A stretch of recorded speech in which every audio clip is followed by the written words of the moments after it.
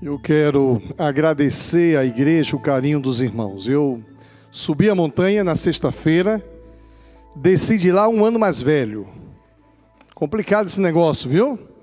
Subi com 57 anos, desci com 58. Então, Jonas, você que é mais forte do que eu, a montanha para você é fichinha pequena, né? Se o velhinho aqui conseguiu subir e descer, e estou vivo ainda, né? Estou vivo ainda. Você vai na outra? Você tem foto da anterior? Então, agora a próxima você vai subir com a gente. Aquela eu quase morri. Aquela foi terrível. Aquela eu quase morri. Essa não, essa eu vivi, né? Gente, nós estamos... Eu quero, inclusive, agradecer. O meu WhatsApp está cheio, gente, de felicitações. Eu estou respondendo na medida que dá. Eu vou demorar talvez uma semana para responder a tudo que está ali. É muito carinho desse povo lindo de Deus que tem mandado lá felicitações pelo nosso aniversário. Eu estou muito feliz com isso. Muito obrigado a todos pelo carinho e pela dedicação. Nós estamos terminando o livro. Quem leu o livro vai perceber que domingo passado nós tivemos a pregação do último capítulo. De manhã, até o pastor visitante, pastor Felipe, ele me disse assim: pastor, o senhor tem algum tema? Eu falei, não, fique à vontade. Nós estamos estudando ali o livro Espiritualidade Emocionalmente Saudável. Mas você fique tranquilo. Mas vocês acreditam que o cara comprou o livro no e-book, ouviu o livro inteiro e disse, rapaz, eu não conhecia, que material maravilhoso. Ele ouviu o livro inteiro. Então, tem sido uma experiência muito boa. Lá na montanha, conversando com um dos nossos irmãos, falei, e aí, rapaz, está gostando de ser pastor? Olha, interessante, eu já estou sendo desafiado, incentivado nessa campanha Espiritualidade Emocionalmente Saudável. Deus tem falado muito comigo. E chega aqui no alto da montanha, Deus só confirma tudo aquilo que Deus tem falado comigo. Eu estou saindo daqui maravilhado. Só não posso dizer o nome dele para vocês, porque vocês não subiram a montanha ainda, tá bom? Mas é uma sinergia, uma convergência daquilo que Deus tem falado conosco. Quero dizer que eu preparei um sermão com base no título do capítulo desta semana. E depois, quando fui fazer a introdução do capítulo, fiz outro sermão. Então, se nós tivéssemos aqui 2 horas, seriam 2 sermões. Porque quando eu fui resgatar a proposta que ele faz, dê o próximo passo para desenvolver uma regra de vida. Até aqui, ele vem conduzindo a gente, passo a passo. Quais os passos que eu e você precisamos dar para a gente ter uma espiritualidade emocionalmente saudável. Mas como esse é o último capítulo, ele deixa a bola pingando, dizendo, olha, é responsabilidade sua dar o próximo passo para você ter uma regra de vida que vai gerar uma espiritualidade emocionalmente saudável. E eu então fui tentar resgatar, e ele já começa sinalizando no capítulo, dizendo o seguinte, amar a Deus acima de tudo. Quando o Júnior dizia assim, você é mais do que uma mãe, mais do que uma esposa, mais do que uma funcionária, mais do que... Você é filho de Deus. E ser filho de Deus é tudo. É tudo. Deus é ilimitado, Deus é todo-poderoso, todo-onisciente, Deus é onipresente. E se eu e você fomos feitos filhos de Deus, nós também somos o topo. Mas não para que nós nos envaideçamos, não por isso. Mas para que nós correspondamos àquilo que Deus tinha para nós, o propósito que Deus tinha para nós. E aí, quando o autor nos faz pensar um pouco na vida de Daniel, e ele mostra que Daniel tinha uma regra de vida. E eu então fui tentar resgatar no livro de Daniel, um livro extraordinário, é uma literatura apocalíptica,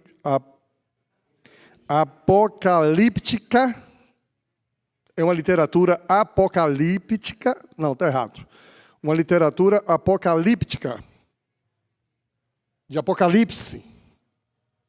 É uma linguagem diferenciada, cheia de imagens, que expressa uma mensagem forte para quem lê.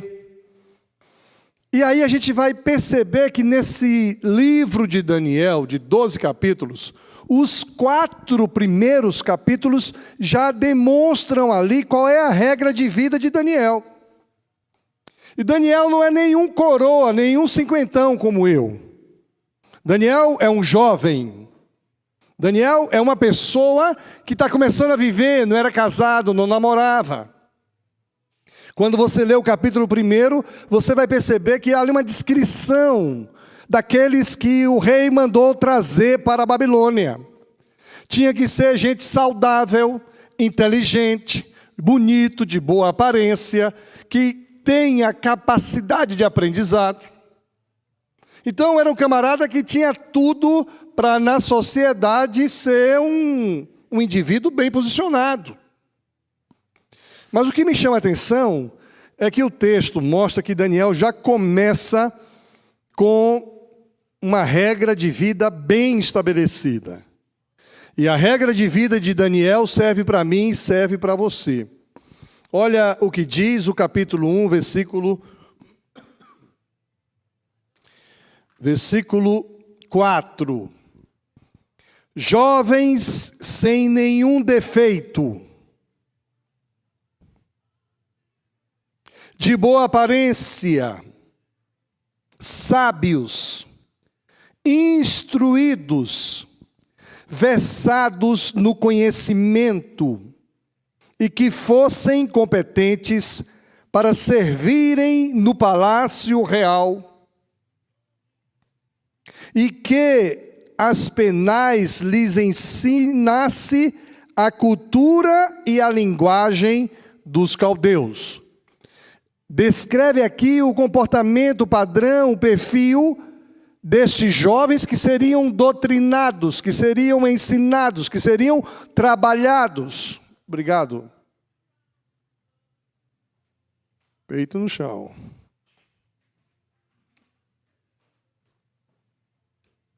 Muito obrigado, querido. Então, ele é um jovem que tem tudo pela frente. Talvez você, jovem que esteja aqui hoje, até a Mel, vocês dois aí, jovenzinhos, vocês têm a vida toda pela frente. Talvez o sonho de vocês seja concluir os estudos, passar em uma boa faculdade, passar em algum concurso, conseguir um marido crente, bonito, inteligente, ou uma esposa crente, bonita, inteligente, para você ter filhos, cuidar dos seus filhos, construir casa. Mas tudo isso é fútil quando se tem uma perspectiva do propósito pelo qual nós estamos aqui e o propósito pelo qual Deus quer nos usar. A regra de vida de Daniel é interessante para nos ensinar. Veja o versículo 8 desse texto. Daniel resolveu não se contaminar com as finas iguarias do rei, nem com o vinho que ele bebia. Por isso pediu ao chefe dos eunucos que lhe permitisse não se contaminar. Veja, um primeiro passo aí dessa regra de vida é que Daniel decidiu em seu coração não se contaminar.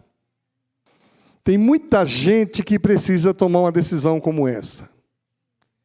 Eu decido não me contaminar com o mundo em que eu vivo. Eu decido não me contaminar com os meus colegas de faculdade, de colégio, com vizinhos. Eu decido não me contaminar com aqueles irmãos carnais que muitas vezes se aproximam de mim. E na verdade, essa é a primeira regra de vida que Daniel nos ensina no capítulo 1. Resolveu no seu coração não se contaminar com as coisas boas, com a comida do rei, com o vinho, a bebida do rei. Por isso ele diz assim, olha, ele pede aos chefes dos eunucos que ele permitisse não se contaminar.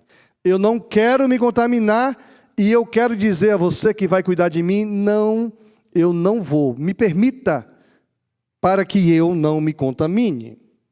E aí o versículo 9 traz uma palavra interessante. E Deus concedeu a Daniel misericórdia, compreensão da parte do chefe dos eunucos. E aí Daniel teve o ok daquele cara que iria vigiar se iria comer bem ou não. Eu acho que aqui fica uma lição para nós extraordinária.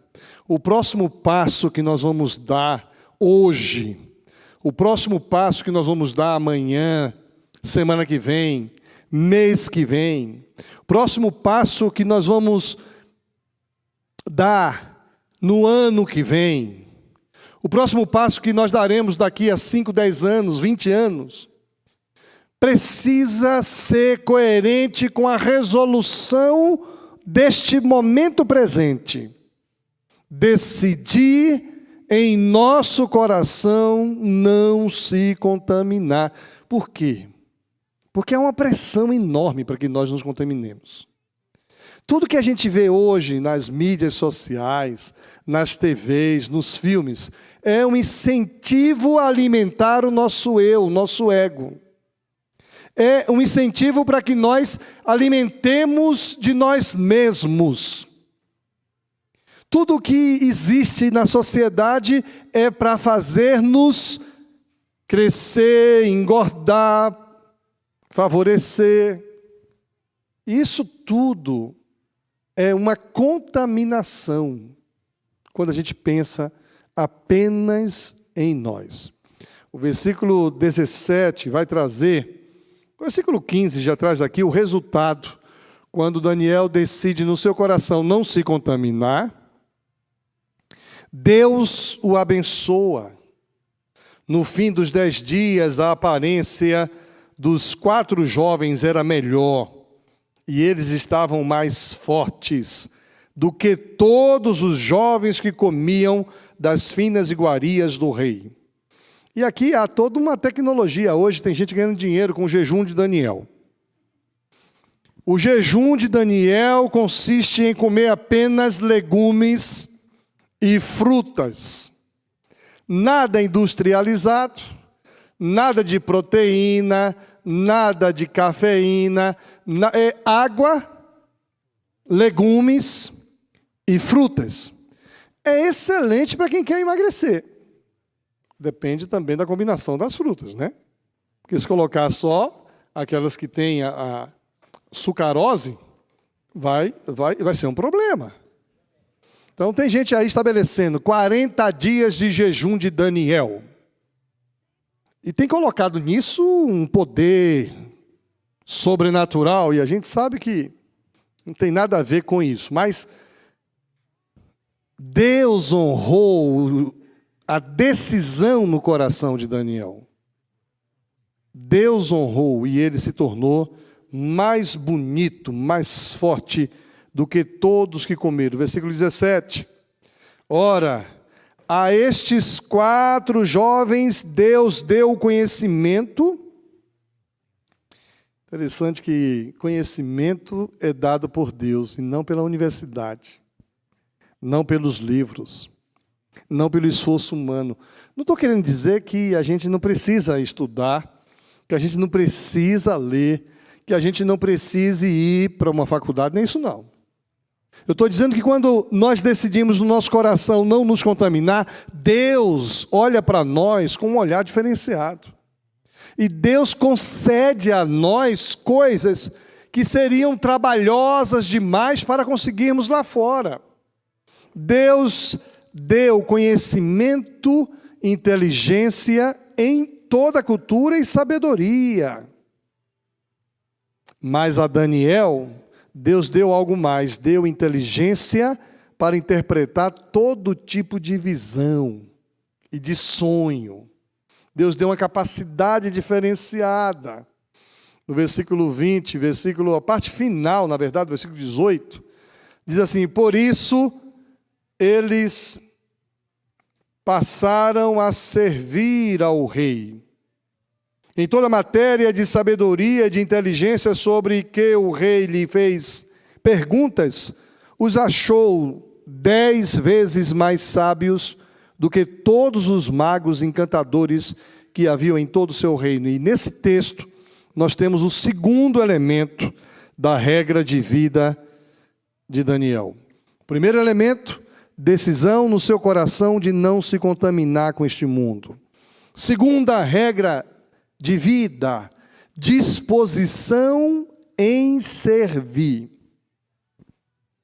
Interessante que ele decidiu servir.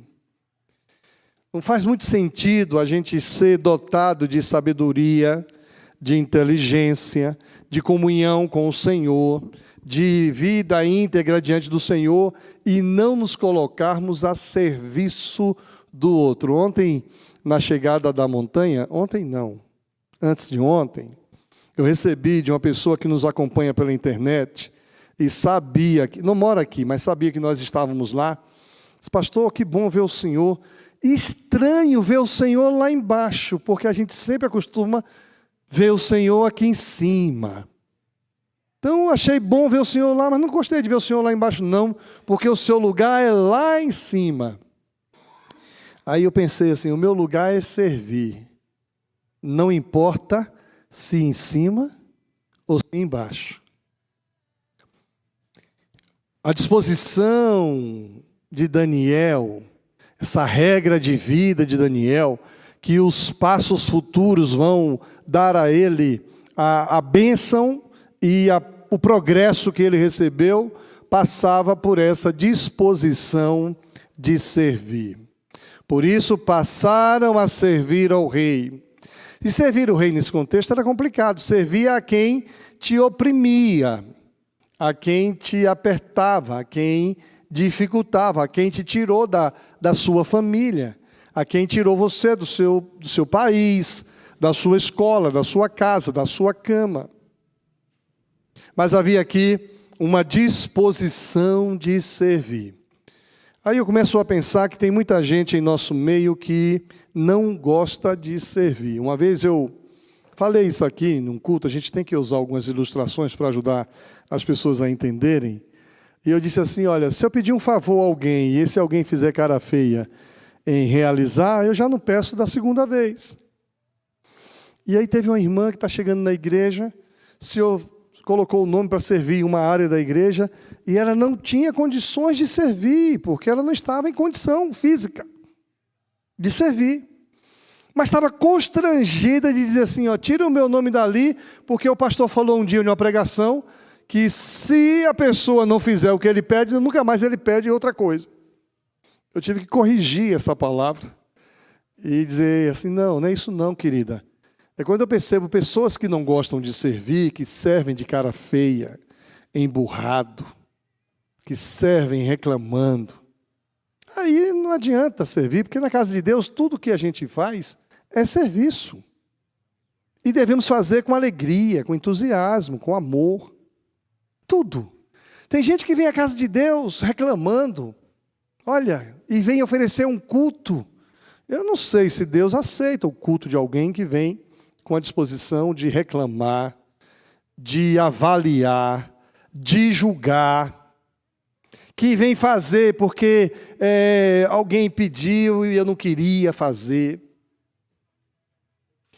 Interessante que o próximo passo da vida de Daniel, além de decidir no seu coração não se contaminar, ele decide servir, ainda que seja servir a seus opressores, ainda que seja servir aqueles que lhe maltratam, mas ele tinha essa disposição em servir. A pergunta que eu faço a você: você tem disposição de servir?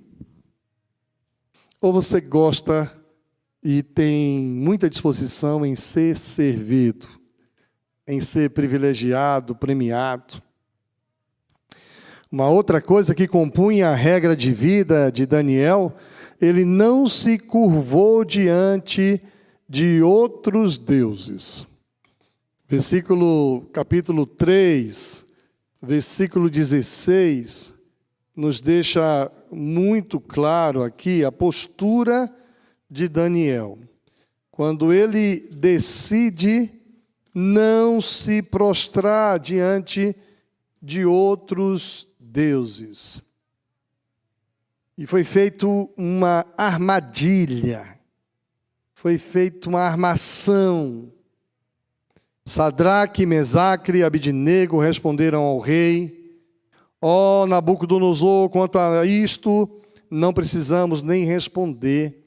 Se o Senhor nosso Deus, a quem servimos, quiser livrar-nos, ele nos livrará da fornalha de fogo ardente e das suas mãos roídas.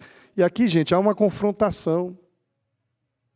Ele não se curva diante do rei e ainda faz uma confrontação, dizendo assim: olha, não temos medo das ameaças, não temos medo daquilo que está querendo me impor uma adoração. Só o Senhor teu Deus adorarás e só a Ele servirás, já dizia o mandamento. Mas tem muita gente adorando outros deuses. O que é outros deuses? Para alguns, o celular é um deus. Para outros, a TV, o filme, o streaming é um deus. Para outros, tudo aquilo que exige de você uma devoção, uma dedicação grande, se constitui um deus. E foi imposto sobre Daniel e seus amigos adorar, servir apenas ao rei. Num determinado momento ninguém poderia adorar outros deuses a não ser o rei Nabucodonosor. E eles sabiam que os meninos adoravam a Deus.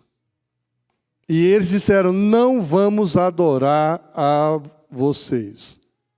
E aí o próprio rei vem e impõe a pena. Vou jogar vocês na fornalha, no fogo ardente.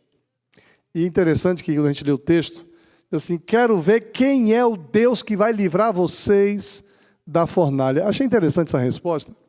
Porque assim: olha, Deus, fique sabendo o seguinte: o nosso Deus nos livrará. Eles tinham fé e confiança que Deus livrava. Mas se Deus não livrar, ainda assim fique sabendo, ó rei, que nós não vamos adorar outro Deus além do nosso Senhor. Hoje nós estamos, muitos de nós, adorando outros deuses sem ameaça nenhuma. Muitos estão ali adorando outros deuses sem força nenhuma.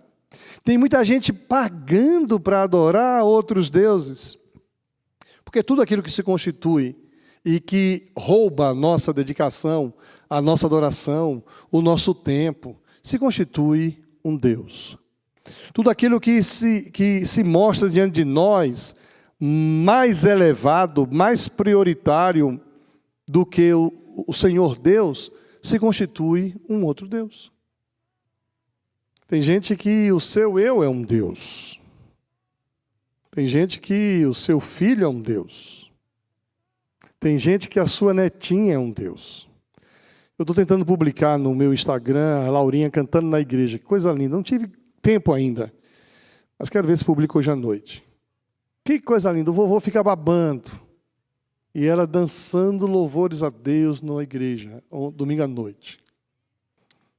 Mas se eu me dedicar, Laurinha, com um coração onde Deus está em segundo lugar, terceiro lugar, Quarto lugar, ela poderia se constituir um Deus sobre mim. Tem gente que é apaixonado pelo marido, que o marido chega a ser um Deus. Tem marido apaixonado pelas esposas, o pessoal desceu da montanha apaixonado, e a esposa se constitui uma deusa. A proposta de Daniel é de não se curvar diante de outros deuses. Ele não se curvou. Outra coisa que a gente vê aqui, dessa regra de vida, dos próximos passos, é a disposição de confrontar todos que se opunham aos valores do reino de Deus. Hoje nós vivemos algo assim, todo mundo se opõe aos valores do reino de Deus. Hoje nós vivemos um momento em que a imprensa se opõe aos valores do reino de Deus. Que a mídia se opõe aos valores do reino de Deus. Que a política se opõe. Que o Supremo Tribunal se opõe aos valores do reino de Deus. As universidades, a sociedade de maneira geral. Nossos amigos, e tem muita gente criada na igreja que começa a se opor aos valores do reino de Deus. E quando a gente olha a vida de Daniel, a gente vai perceber que ele confronta, capítulo 4, versículo 25. Ele diz assim, olha, o Senhor será expulso do meio das pessoas e a sua morada será com os animais selvagens. O Senhor comerá capim como os bois e será molhado pelo orvalho do céu. E passarão 7 tempos até que o Senhor, ó Rei, reconheça que o Altíssimo tem domínio sobre o reino dos homens e o dá a quem quer. Interessante que confrontar um rei não é coisa fácil não, gente. Quem gosta, eu gosto muito de filmes épicos. É tão bonito de ver a devoção que se tem a um rei. As pessoas já chegam se curvando diante do rei e exaltando o rei. A notícia que não fosse boa, o rei mandava degolar, matar, prender, colocar na masmorra. De repente o rei tem um sonho. Esse sonho é muito bonito, vale a pena você estudar ele. Ele tem um sonho de algo grande e que de repente é perdida a grandeza. E de repente é colocado no mato, no meio do orvalho. E aí Daniel tem que dar a interpretação, mas quem deu a Daniel a capacidade de interpretar sonhos foi Deus. E aí ele faz essa confrontação. Olha, fique sabendo, ó Deus, ó rei, que vai chegar um momento em que o Senhor vai olhar para a grande Babilônia e vai dizer assim, eis a grande Babilônia que eu construí com o meu poder. Nesse momento, o Senhor será tirado do mundo dos viventes e será lançado na selva, no mato. E nesse momento vai nascer pelo no Senhor parecendo um animal. Vai nascer unhas parecendo garras. O Senhor será louco até que reconheça que o Senhor Deus dos exércitos tem o domínio sobre o reino dos homens e o dá a quem quer. Ele confronta a sua majestade. Ele confronta todas as circunstâncias que se opõem aos valores de Deus, e nós somos chamados a isso também. Tem algumas coisas que a gente não vai ceder, não vai dobrar, não vai entregar. Nessa polarização que a gente viveu, ainda vive hoje aí, tem muita gente compreendendo diferente o que a palavra de Deus diz. Quem constitui rei é Deus. Eu sempre confiei nisso a partir desse versículo. O reino dos homens é dado por Deus. Bolsonaro ganhou, louvado seja Deus. Lula ganhou, louvado seja Deus. Porque Bolsonaro ou Lula, seja lá quem for, olha o que o texto diz. O Altíssimo tem domínio sobre o reino dos homens e o dá a quem quer. Quem dá é Deus. Ou então a gente está brincando de crer em um Deus todo-poderoso. Nós já vimos histórias de pessoas que foram eleitas e não foram empossadas.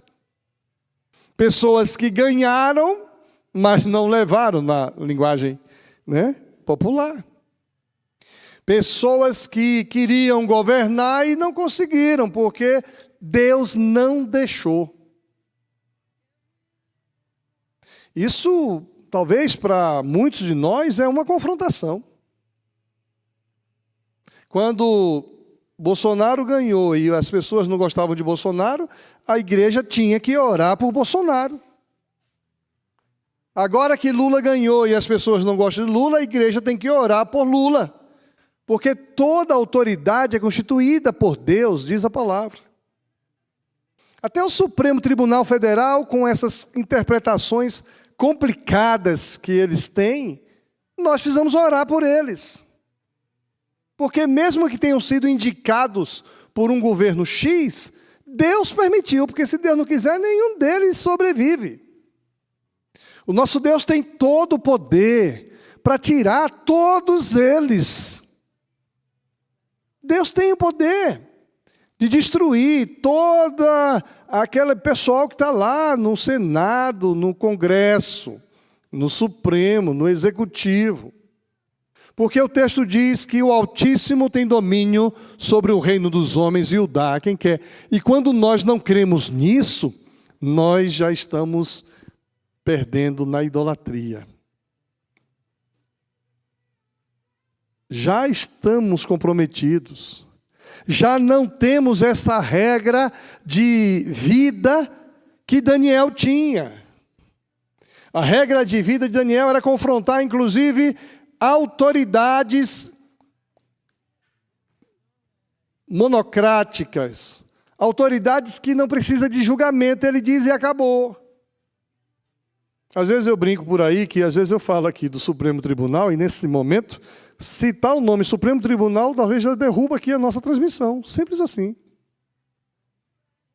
Talvez amanhã a Polícia Federal chame aqui, foi o que você falou do Supremo Tribunal. E eu vou dizer tudo o que falei aqui. Porque nós não podemos deixar de confrontar quando a verdade e os valores do reino de Deus precisam serem afirmadas, vividas. Não podemos. E isso Daniel nos ensina, essa disposição de confrontar todos que se opõem aos valores do reino de Deus. Muitas vezes nós nos rendemos com tanta facilidade.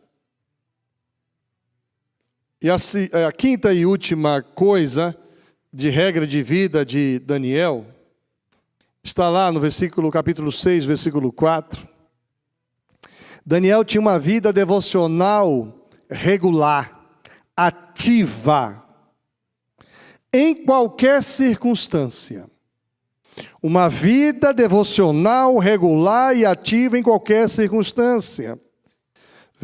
Capítulo 6, versículo 4, a gente vê que há aqui agora uma outra armação.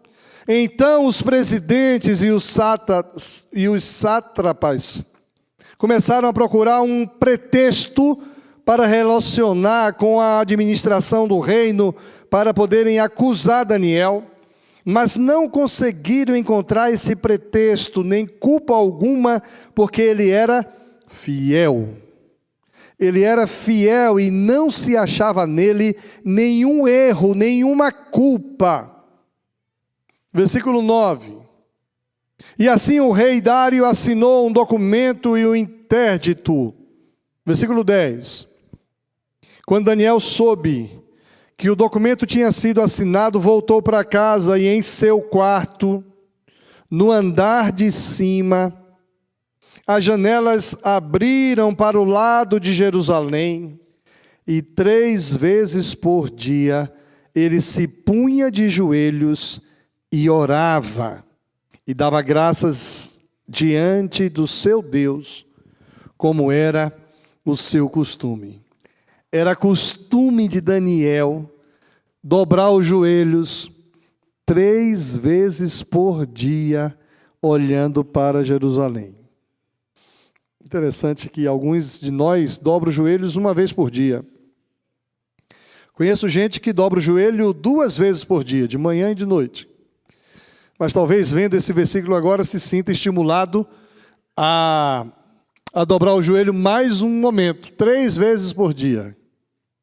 Dobrar o joelho 3 vezes por dia, buscando ao Senhor. Uma vida de oração, de devoção ao Senhor. Esse momento devocional para ele era precioso. Os governantes sabiam, os colegas de ministério sabiam, o ministro da economia, o ministro não sei de onde, sabia que ele dobrava o seu joelho e era publicamente. Tentaram armar para derrotá-lo. E aí a gente vai perceber que ele tinha uma vida devocional regular e com isso Deus o abençoava. Interessante que é aqui que ele é levado na cova dos leões. É aqui que ele é levado para lá, e é ali que Deus o visita e que os leões não conseguiram abrir a boca para devorar Daniel. O que é que fica para nós aqui, né? Nós temos que dar o próximo passo para desenvolvermos uma regra de vida. Talvez o sermão que eu preparei fique para domingo de manhã, porque isso aqui foi só a introdução. Mas a regra de vida de Daniel é algo que a gente pode espelhar e aprender. Talvez hoje eu e você precisamos decidir em nosso coração não se contaminar. Eu não vou decidir em outro lugar. Porque se eu decido em outro lugar, eu não tenho força para me contaminar. Não me contaminar. Mas quando eu decido no meu coração, eu me desvio da tentação. Eu busco ao Senhor. A outra coisa que eu e você somos desafiados é termos uma disposição de servir. Servir em todo o tempo. E olha que a Bíblia vai nos instruir a servir. Há um ditado popular que diz assim, quem não vive para servir, não serve para viver. Servir ao próximo, servir a Deus, servir até o inimigo. Daniel servia ao rei. Qual a sua disposição em servir ao Senhor? Você tem se dobrado diante de coisas que têm roubado o momento de adorar e buscar ao Senhor, se curvando diante de outros deuses? Às vezes as pessoas querem inibir a sua fé, você precisa ter coragem de defender os valores do reino de Deus. Por que você não faz isso? Porque a palavra de Deus me instrui a não fazer. Por que você está fazendo isso? Porque a palavra de Deus me mandou fazer. E como anda a sua vida devocional? O que é que você tem feito nos momentos de oração? Que tipo de oração você tem feito? Que tipo de leitura da Bíblia você tem feito? Essas são as regras de vida de Daniel que dão a ele a capacidade de ter passos firmes, marcar história. Cerca de 4.000 anos depois, nós estamos falando aqui de Daniel.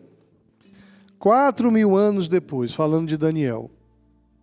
Um jovem, bonito, forte, inteligente, que além de tudo isso, marcou o seu tempo, marcou a história do povo de Israel. E eu e você somos chamados para sermos também pessoas que marquemos a nossa história. Os próximos passos dependem da decisão que nós vamos tomar hoje. Decidamos uma vida de dedicação ao Senhor, de não nos contaminarmos, servindo ao próximo, confrontando tudo aquilo que se coloca contra os valores do reino de Deus, decidindo manter-nos fiéis ao Senhor em qualquer circunstância e vivendo a nossa vida de fé, não no culto de oração apenas, não no culto da manhã de domingo, não no culto dos adolescentes ou dos jovens, mas todo dia no nosso culto pessoal com Deus. Nós vamos orar por você, pelo seu motivo, mas acima de tudo, pedir ao Senhor que dê a cada um de nós a força e o discernimento que Deus deu a Daniel.